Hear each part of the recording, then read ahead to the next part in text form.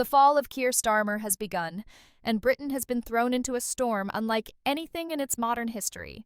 In a stunning and unprecedented move, the UK Supreme Court has stripped the Prime Minister of his authority, declaring his leadership illegitimate and demanding his resignation. What began as whispers of misconduct has now erupted into a full-blown constitutional crisis, shaking the very pillars of Westminster and pushing Britain to the edge of political collapse. The ruling has not only shattered Starmer's carefully crafted image of integrity, but has also unleashed a tidal wave of outrage across the nation, leaving the country in chaos and the future of democracy hanging in the balance. The judgment landed like a thunderbolt. In a ruling described by legal experts as the most explosive in Britain's history, the Supreme Court delivered a 127-page verdict that dismantled the Prime Minister's credibility piece by piece. The court laid bare a pattern of misconduct so damning that it left no room for ambiguity. Keir Starmer had knowingly deceived Parliament, the public, and the very institutions he swore to protect. Financial irregularities, concealed donations, and ties to offshore accounts were just the beginning. At the heart of the ruling lay a revelation that shattered the foundation of Starmer's career: a property transaction in North London, undervalued by more than £124,000, exposed as a deliberate attempt to disguise profit and avoid scrutiny. What was once dismissed as a technical error was revealed to be an engineered deception, crafted with precision to mislead regulators and conceal personal gain. But this was not an isolated case. The judgment exposed an alarming trail of undisclosed gifts, secretive luxury trips disguised as official duties, and connections to donors whose influence tainted the very heart of government. Lavish offerings worth tens of thousands of pounds had been concealed from public records, undermining the Prime Minister's repeated promises of transparency. Each revelation was more devastating than the last, painting the picture of a leader who had betrayed his office and abused the trust of millions. The court's language was unyielding, branding these actions not as errors of oversight, but as intentional, calculated breaches of ministerial responsibility. In one decisive stroke, the judiciary declared that the man once hailed as a symbol of integrity had instead become the embodiment of corruption. The impact was immediate. Within minutes of the ruling, Westminster descended into chaos. Shockwaves rippled through Parliament as MPs scrambled into emergency meetings. Some of Starmer's closest allies were seen leaving Number 10 with grim expressions, their silence speaking louder than words. Journalists flooded the corridors of power, struggling to keep pace with the torrent of revelations that poured from the judgment. The opposition wasted no time, seizing the opportunity to press for an immediate resignation. Conservative leader Rishi Sunak declared the situation a constitutional disaster, warning that Britain was standing on the brink of collapse.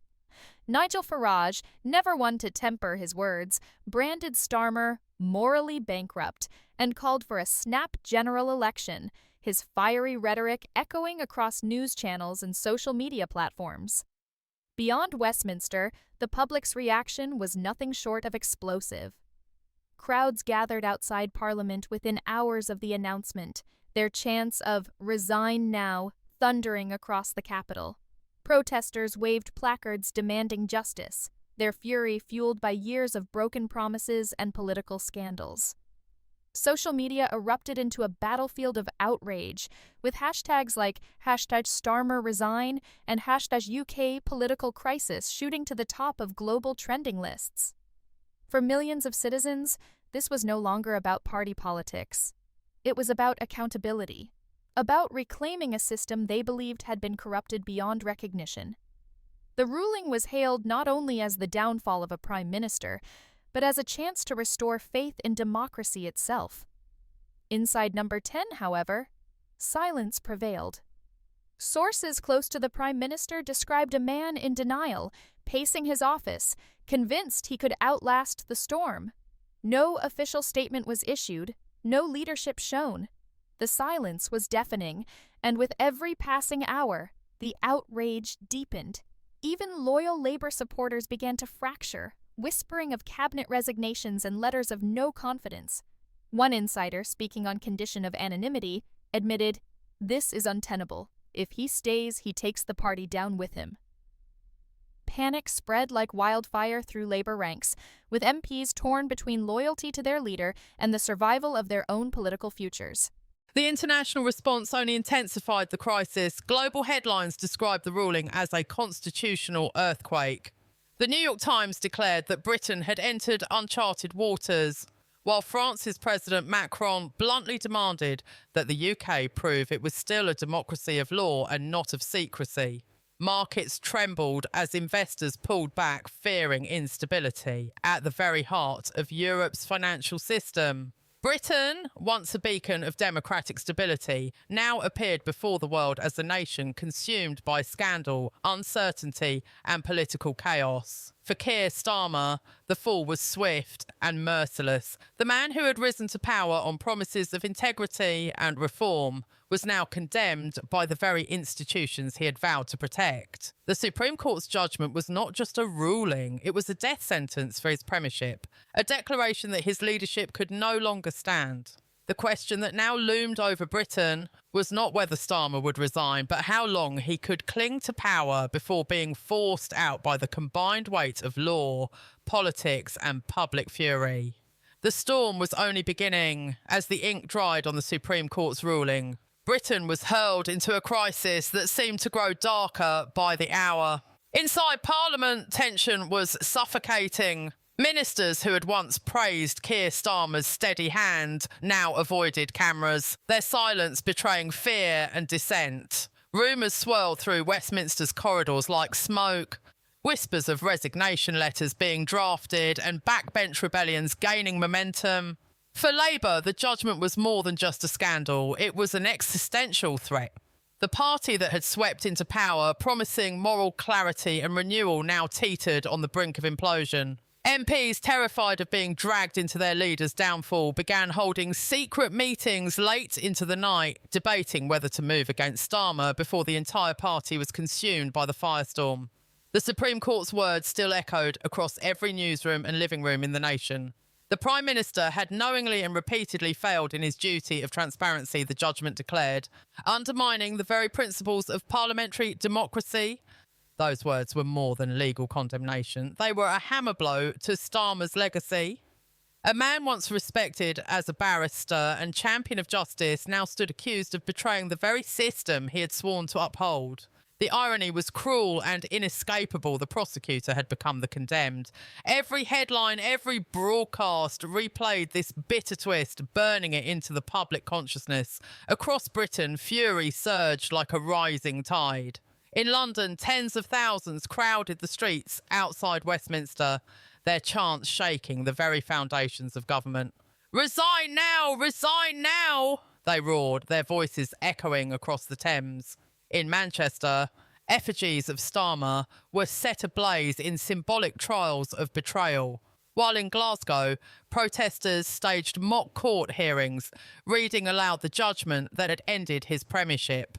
Social media became a storm of outrage and ridicule, with hashtags like #StarmerMustGo and #PMDisgrace dominating global trends. Memes of Starmer clinging desperately to the steps of number 10 flooded platforms, turning the crisis into both tragedy and farce. For millions of citizens, this was not politics as usual. It was the breaking point. Yet inside number 10, denial reigned supreme. Reports describe Starmer as increasingly isolated, locked away from public view, refusing calls from senior colleagues. Advisors urged him to issue a statement to show leadership, but he resisted, convinced that silence might allow the storm to pass. Instead, his stubborn refusal only deepened the perception of weakness. Even allies began to waver. Shadow cabinet ministers, once fiercely loyal, were caught in whispered conversations with journalists, hinting at their readiness to walk away. "If he won't go, we'll have no choice," one was overheard saying. Panic spread through Labour ranks as the sense of inevitability grew. The knives were being sharpened, and everyone knew it. The opposition struck with ruthless precision. Rishi Sunak stood in a packed and furious Commons, his voice cutting through the chaos. "This is not merely a scandal, it is a betrayal of the British people." His words drew thunderous applause from Conservative benches, while Labour MPs sat in uneasy silence. Nigel Farage, with his trademark ferocity, declared Starmer morally bankrupt and demanded a snap election, vowing that Reform UK would deliver the integrity Labour had promised, but failed to uphold. For Farage, often dismissed as a political outsider, the crisis was a golden stage. With every headline, every broadcast, his voice grew louder, resonating with a public hungry for accountability. The media's response was relentless. Newspapers screamed of collapse and disgrace. "Supreme Court ends Starmer's rule," blared one headline. "Disgrace at number 10, thundered another. Even the BBC, famed for its caution, described the ruling as a judicial earthquake.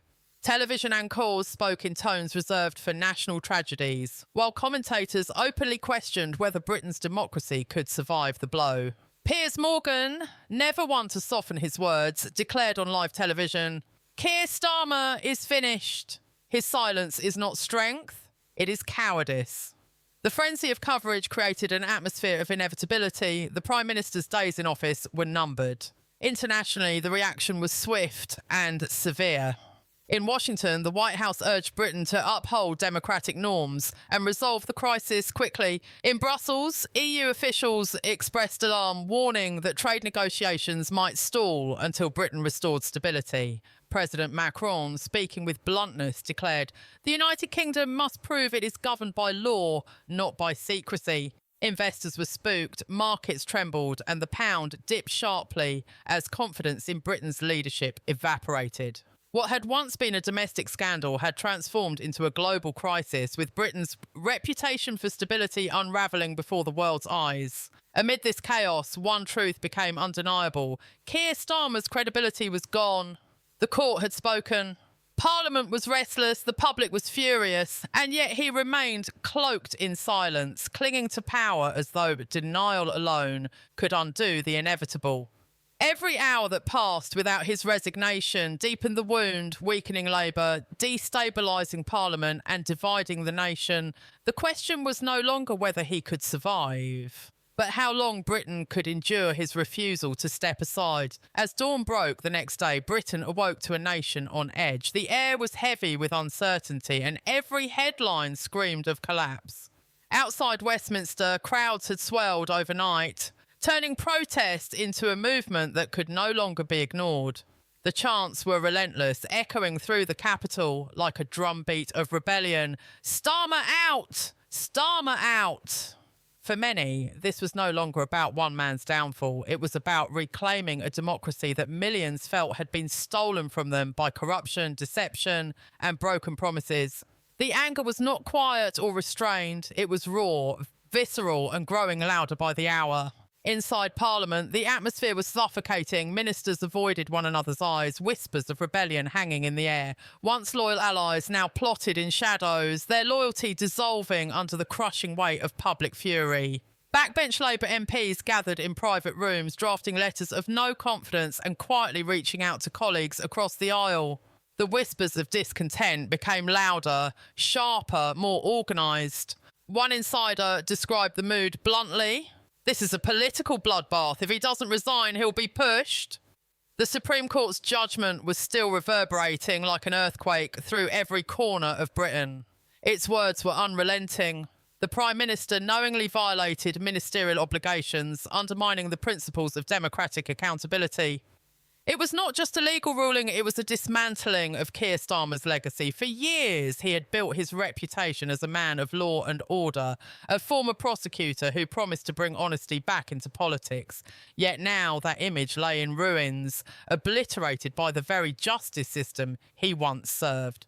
The irony cut deep. Britain's most powerful barrister-turned-leader had been condemned by the highest court in the land. For Labour, the fallout was catastrophic. The party that once stood united on promises of reform now looked fractured and desperate. senior figures began to distance themselves from Starmer, issuing carefully worded statements about the seriousness of the situation and the need for accountability. But behind closed doors, the knives were out. Shadow cabinet ministers held secret meetings, plotting leadership bids, while ambitious MPs tested the waters with potential supporters. What had begun as whispers of rebellion was fast transforming into a coup. The betrayal was swift, ruthless, and inevitable. Meanwhile, the opposition tightened its grip on the crisis. Rishi Sunak positioned himself as the voice of stability, declaring in Commons that Britain could not afford even one more day of leadership tainted by corruption. His words struck home with a weary public desperate for clarity. Nigel Farage, meanwhile, unleashed his trademark fire, painting Labour as a party of liars and hypocrisy, and vowing that Reform UK would bring the accountability the nation deserved. For the first time in decades, the political balance of power seemed to shift. Farage, once dismissed as a fringe agitator, now stood at the centre of Britain's storm, his voice resonating with millions who felt betrayed and abandoned. The media poured fuel on the fire. Front pages blared words like collapse, betrayal, disgrace. Television broadcasts played dramatic footage of protests alongside the stern words of the Supreme Court. News anchors spoke of the end of an era and the greatest political reckoning of modern times. Even international outlets framed the crisis as a turning point for democracy. The New York Times called it a constitutional earthquake. France's Le Monde described Britain as a nation unravelling before the eyes of the world. The global humiliation was undeniable, and yet through all this chaos, Number 10 remained silent. Keir Starmer did not speak. No statement, no resignation, no apology. His silence grew heavier with every passing hour, deepening the fury on the streets and the desperation in Parliament. Reports leaked of frantic meetings inside Downing Street, aides begging him to step aside, warning that his defiance was dragging the entire party into the abyss. But Starmer resisted, convinced he could weather the storm, clinging to the idea that silence might somehow shield him. His refusal to act was no longer seen as strength, it was seen as arrogance. Markets wavered as the crisis deepened. The pound fell sharply, investors fled, and economic commentators warned that political instability could plunge Britain into a financial spiral. What had begun as a scandal of integrity now threatened the very stability of the economy. In Brussels, trade talks were put on hold. In Washington, officials spoke of grave concern. Britain's allies, once reassured by Starmer's steady hand, now looked on with alarm as the government seemed paralysed by crisis. For ordinary citizens, the anger was no longer just political, it was personal. In towns and cities across the UK, people felt betrayed. Many had placed their hopes in Starmer as the man to restore order after years of turmoil. Now those hopes lay shattered. Protesters carried signs that read "Justice for Britain" and "No more lies." Demonstrators outside Downing Street staged symbolic trials, chanting verdicts of guilty as effigies of the Prime Minister were paraded through the streets. The fury was relentless, unstoppable, and growing by the day. Britain had entered dangerous territory. The law had spoken, the people had spoken, and even Parliament was turning against him. Yet Keir Starmer clung to power, his silence daring the nation to break him. The longer he resisted, the clearer it became this was no longer just a political scandal, it was a fight for the soul of British democracy itself. By the fourth day of the crisis, Britain was boiling. The storm outside Westminster had become impossible to contain. Tens of thousands filled the streets, their chants shaking the very walls of Parliament. Police lines stretched across Whitehall, but the tide of anger surged forward, unyielding. Placards demanding "resign now" waved high above the crowds, and every passing hour made the Prime Minister's silence more untenable. Commentators across the media spectrum no longer spoke of if Starmer would fall, but when. The countdown had begun and the nation waited for the inevitable collapse. Inside Number 10, the tension was suffocating. Senior advisors were abandoning ship, submitting resignations in rapid succession. Private letters from MPs flooded Starmer's office, each one demanding his departure. The corridors that once buzzed with staff and strategy now echoed with whispers of betrayal and fear. One aide, speaking anonymously to the press, described the scene as a bunker mentality, like watching a captain refuse to abandon a sinking ship. Every decision, every hesitation was tearing the government apart from within. Parliament itself had transformed into a battlefield. Opposition benches roared with accusations, branding Starmer a constitutional criminal and a danger to democracy. The Speaker struggled to maintain order as MPs shouted across the chamber, their fury boiling over into chaos. Labour's front bench looked fractured, some glaring at their leader in silence, others openly breaking ranks. Reports surfaced of backbench MPs drafting a joint motion to force his resignation, a move that would shatter what little authority he had left.